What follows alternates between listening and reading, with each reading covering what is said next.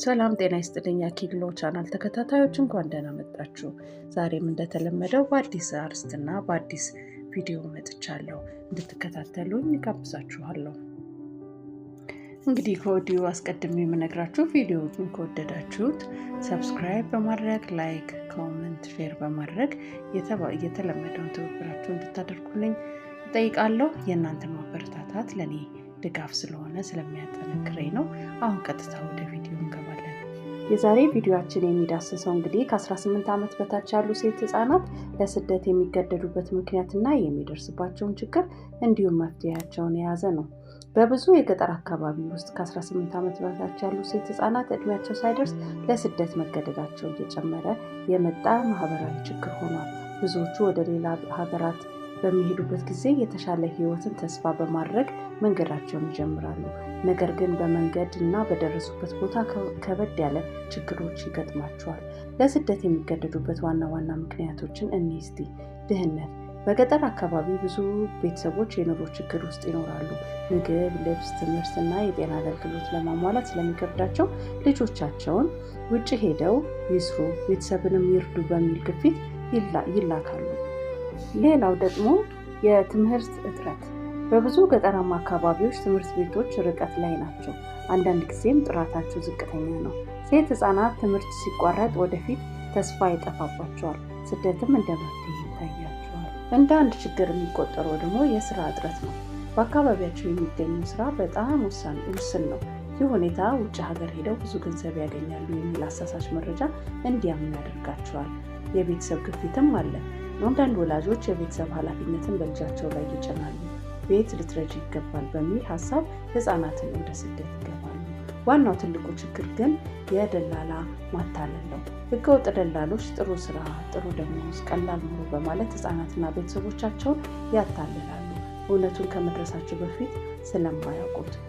የግጭትና የደህንነት ችግር። አንዳንድ አካባቢ በግጭት፣ በጦርነት፣ በፍርሃት ወይም በድርቅ ምክንያት አስቸጋሪ ሁኔታ ውስጥ ናቸው። ቤተሰቦቻቸውም ልጆቻቸውም የተሻለ ህይወት ያገኛሉ ብለው ይልካሉ። በስደት ጊዜ የሚደርስባቸው ዋና ዋና ችግሮች የአካልና የስነ ልቦና ጉዳትን ብንመለከት ብዙ ህጻናት በመንገድ ላይ ጥቃት፣ ድብደባ ወይም ግፍ ይደርስባቸዋል። ይህ ለረጅም ጊዜ የስነ ልቦና ቁስለት ያስከትላል።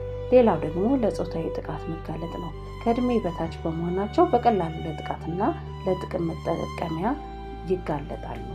የሰው ዝውውር ሰለባም ይሆናሉ።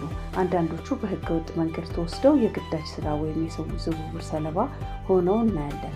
ትምህርታቸውንም ያቋርጣሉ። ስደት በሚጀምርበት ጊዜ ትምህርታቸው ይቋረጣል። ይህም የወደፊት እድላቸውን እንዳያዩና ተስፋ እንዳያደርጉ ያደርጋቸዋል፣ ምክንያቱም በትምህርታቸው ስላልገፉ። ሌላኛው ደግሞ የጤና ችግር ነው። ከባድ ስራ፣ የምግብ እጥረት፣ የእንቅልፍ ችግር እና የህክምና እጥረት ለከፍተኛ የጤና ችግር እንዲጋለጡ ያደርጋቸዋል።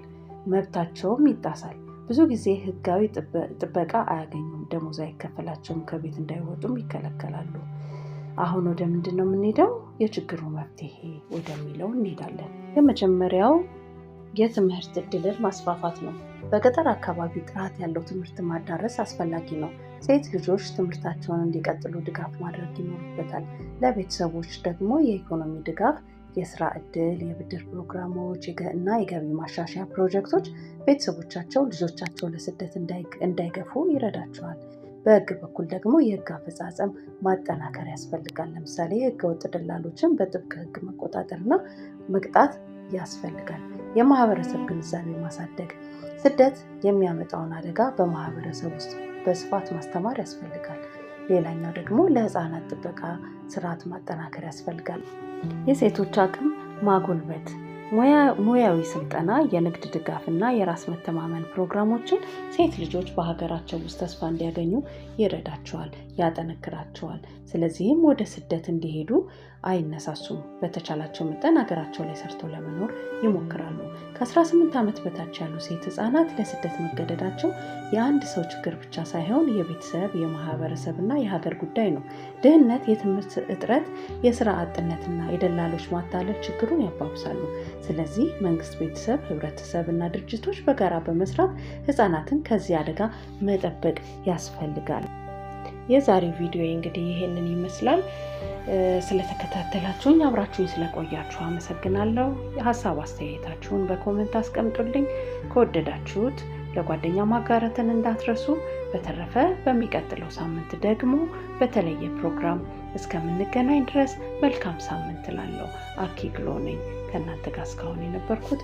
አመሰግናለሁ። መልካም ጊዜ